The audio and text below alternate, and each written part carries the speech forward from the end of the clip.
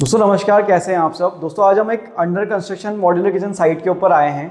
Basically आपको एक question आया था कि मॉड्यूलर किचन में वुड वर्किंग से पहले ऐसे क्या क्या पॉइंट्स है जो चेक कर लेने चाहिए, यानी कि सिविल वर्क रिलेटेड, चाहे वो फॉल सीलिंग आपका बना हुआ हो, काउंटर टॉप हो, बैकस्प्लेश टाइलिंग हो या फिर पेंट वगैरह हो। तो ऐसे क्या चेक पॉइंट्स है आपको मॉड्यूलर किचन वुड वर्किंग से पहले चेक कर लेने चाहिए, इस वीडियो में हम डिटेल से समझेंगे। सब्सक्राइब कीजिए जीएम फर्नीचर चैनल को मॉड्यूलर किचन पर लेटेस्ट वीडियोस के लिए और कांटेक्ट कीजिए ऑनलाइन किचन डिजाइनिंग सर्विसेज के लिए। दोस्तों नंबर 1 चेक पॉइंट होता है इलेक्ट्रिकल का काम कंप्लीट हो गया हो। इसका मतलब ये इलेक्ट्रिकल के लिए जैसे आपने मान लीजिए यहाँ पे वायरिंग अपने को छोड़नी है, open wiring for cabinet lighting, यहाँ पे आपको उसके लिए स्विच बोर्ड छोड़ना है, चिमनी के लिए सॉकेट और उसकी स्विच बोर्ड की प्लानिंग होनी चाहिए। साथ ही इस तरह से माइक्रोवेव के लिए आपको सॉकेट का प्लान करना है। इस तरह के सारे इलेक्ट्रिकल पॉइंट्स आपके कंप्लीट रहने चाहिए। जैसे कि हमने यहाँ पे देखिए रेफ्रिजरेटर की भी प्लानिंग कर रखी है और उधर की साइड आप देखोगे तो आरओ और गीजर के लिए भी सॉकेट छोड़े हुए हैं, उसकी जो स्विच बोर्ड है वो यहाँ पे प्लान किया हुआ है। तो इस तरह से आपको सारे इलेक्ट्रिकल पॉइंट चेक कर लेने चाहिए अपनी ड्राइंग के अकॉर्डिंग कि वो कंप्लीट हो साइट के ऊपर। दोस्तों नंबर 2 चेक पॉइंट होता है फॉल सीलिंग का। फॉल सीलिंग के अंदर आपको ये इंश्योर करना पड़ेगा कि फॉल सीलिंग की डिजाइन आपकी जो है अकॉर्डिंग टू कैबिनेट प्लान हुई भी हो। साथ ही साथ जो लाइट के पॉइंट्स हैं वो आपने कटआउट दे दिए हो या फिर लाइट की वायरिंग अपन ने छोड़ दी हो कम से कम। और जो लाइट के पॉइंट्स हैं वो कहीं पे भी ऐसे नहीं आ रहे हो कि जहाँ पे आपका कैबिनेट आने वाला है। मतलब ड्राइंग जैसे आप देख रहे हो यहाँ पे पट्टा छूटा हुआ है तो कैबिनेट आपका पट्टे के नीचे नीचे कंटिन्यू हो जाएगा और आपकी लाइट जो है वो कभी भी कैबिनेट के नीचे नहीं आनी चाहिए। ये बात हमें फॉल सीलिंग के अंदर चेक पॉइंट चेक कर लेना चाहिए। दोस्तों नेक्स्ट थर्ड चेक पॉइंट रहता है प्लम्बिंग रिलेटेड, यानी कि जो भी आपके किचन में आरओ और गीजर के लिए पॉइंट्स आपको देने, इनलेट आउटलेट देना रहता है, या फिर आपका जो किचन का सिंक है उसके लिए जो आपको टैप के पॉइंट्स देने हैं वो आपके कंप्लीट होने चाहिए और एज पर ड्राइंग रहने चाहिए। ये आपको चेक कर लेना चाहिए फर्नीचर इंस्टॉलेशन करने से पहले। दोस्तों नंबर 4 चेक पॉइंट होता है कि आपका बैकस्प्लेश टाइलिंग, जिसको ये बोला जाता है, ये जो टाइल लग रही है इसको बैकस्प्लेश बोला जाता है। ये टाइल आपका कंप्लीट हो गया हो पूरे किचन के अंदर, आप देख पा रहे हो बैकस्प्लेश टाइलिंग आपका कंप्लीट होना चाहिए, एज पर ड्राइंग रहना चाहिए। जितना हाइट देना है आपको वो 2 फीट के करीबन रहता है, वो हाइट का आपका बैकस्पेस टाइल अपनी साइड पे कंप्लीट हो। फर्नीचर इंस्टॉलेशन के पहले जरूर चेक कर लीजिए। दोस्तों नेक्स्ट कुछ चेक पॉइंट हम डिस्कस करेंगे हमारे मार्बल स्ट्रक्चर को लेकर के। अगर आप इस तरह की किचन प्लान करें जिसके अंदर आप सिविल में मार्बल वर्क कराने वाले हैं, स्टोन वर्क कराने वाले हैं, तो ये चेक पॉइंट जरूर चेक कर लीजिए। दोस्तों इसके अंदर एक चेक पॉइंट ये रहता है कि जो आपका ये वाला सरफेस है ये प्लेन रहना चाहिए बिल्कुल। कई बार ऐसा देखा गया है कि इसके अंदर ऊबड़ खाबड़ रहता है या फिर प्लास्टिंग हुई रहती है।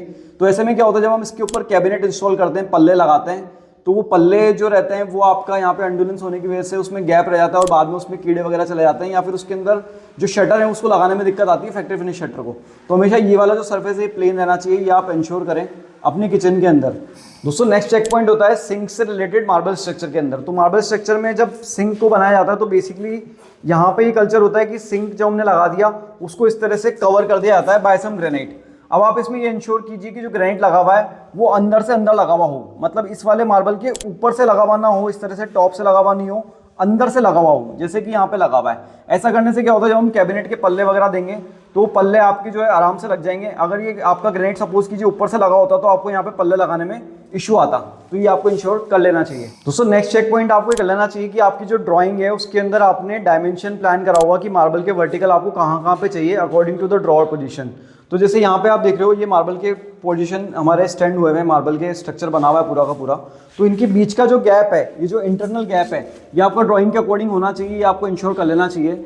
जो भी आपने गैप प्लान किया अपनी डोर के अकॉर्डिंग, हो सकता है आपने 24 इंचेस प्लान किया हो, 30 इंचेस प्लान किया हो, कहीं पे पुल आउट लगाना तो 7.5 इंचेस प्लान किया हो, तो वो अकॉर्डिंग ड्राइंग होना चाहिए, ये आपको वेरीफाई कर लेना चाहिए ताकि आपको बाद में बास्केट्स और ड्रॉर इंस्टॉल करने में इशू ना आए। दोस्तों नेक्स्ट हमारा चेक पॉइंट होता है विंडोज और डोर से रिलेटेड। बेसिकली जो विंडोज रहती है, ये वाली तो यहाँ पे यूपीवीसी विंडो लगी हुई है, तो इसमें बाहर की साइड पैनलिंग नहीं होने के चांस हैं।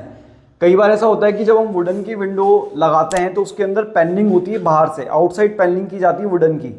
तो ऐसे में जब वुडन की पैनलिंग करनी है तो आपको कैबिनेट का साइज उस हिसाब से रिड्यूस करना पड़ेगा और आपको ध्यान रखना पड़ेगा अगर आप फैक्ट्री से इंस्टॉल करवा रहे हो, फैक्ट्री में ऑर्डर करने वाले हैं कैबिनेट, तो वो पैनलिंग का मार्जिन आपने ले लिया हो। वरना क्या होगा कि अगर पैनलिंग मान लीजिए साइड पे बाद में हो गई, जब आपको मॉड्यूलर किचन ऑर्डर कर दिया तो आपका कैबिनेट छोटा बड़ा पड़ सकता है। तो इसलिए आपको विंडो हमेशा इंश्योर करिए, डोर हमेशा इंश्योर करिए, उसको देख लीजिए, अगर उसमें पैनलिंग होने का चांस है तो एक बार पूछ लीजिए कस्टमर से और उसके बाद में ही जो है अपने कैबिनेट का ऑर्डर कीजिए। दोस्तों नेक्स्ट चेक पॉइंट रहता है हमारा गैस सिलेंडर या पाइपलाइन से रिलेटेड। तो दोस्तों जो गैस सिलेंडर रहता है, अगर आप किचन में ही अंदर ही प्लान कर रहे हैं, फॉर एग्जांपल यहाँ पे कॉर्नर में प्लान किया हुआ है, तो उससे रिलेटेड जो होल है जिससे सिलेंडर का पाइप जो है वो आएगा, गैस पाइप आएगा, वो आप पहले ही करवा लें। अदरवाइज कई बार ये रह जाता है और बाद में चल के इशू आता है। अगर आप गैस पाइपलाइन का प्लान कर रहे हैं, मतलब सिलेंडर आपका किचन के बाहर रखने वाले हैं या गैस पाइपलाइन से डायरेक्ट आने वाला है, तो वो वाली गैस पाइपलाइन भी आप पहले ही डलवा लें ताकि आपको बाद में चल के इशू नहीं आए, फर्नीचर वगैरह करने में अपने को प्रॉब्लम नहीं आए। दोस्तों लास्टली जो अगर आप मॉड्यूलर किचन फैक्ट्री से फिनिश करवा रहे हैं तो आप इंश्योर करें कि जो पुट्टी का काम है वो आपका डबल हाथ कंप्लीट हो, साथ ही एक हाथ पेंट भी कंप्लीट हो। अभी यहाँ पे साइड पे से पुट्टी ही कंप्लीट हुई है, अभी पेंट होने के बाद ही आपको मॉड्यूलर किचन का फर्नीचर इंस्टॉल करना चाहिए साइड के ऊपर, उसके पहले नहीं करना चाहिए। क्योंकि कई बार क्या होता है कि अगर आप पहले ही इंस्टॉल कर देते हैं, बाद में पुट्टी करते हैं साइड के ऊपर, तो वो पूरी पुट्टी की जो गंदगी रहती है या फिर जो क्लीनिंग रहती है वो आपके कैबिनेट के ऊपर आके गिरती है और बाद में फिर आपको कैबिनेट को क्लीन करना पड़ता है। इसलिए अगर आप नई किचन प्लान कर रहे हैं, नए घर में प्लान कर रहे हैं, तो एक हाथ पेंट का करवाने के बाद अपने मॉड्यूलर किचन को इंस्टॉल करना चाहिए। तो दोस्तों आई होप आपको वीडियो पसंद आया होगा। आज की वीडियो में हमने चेक पॉइंट डिस्कस किए जो आपको मॉड्यूलर के इंस्टॉलेशन से पहले चेक कर लेने चाहिए। आगे भी इस तरह के वीडियो देखने के चैनल को सब्सक्राइब कीजिए, देखते रहिए GM furniture. Thank you so much.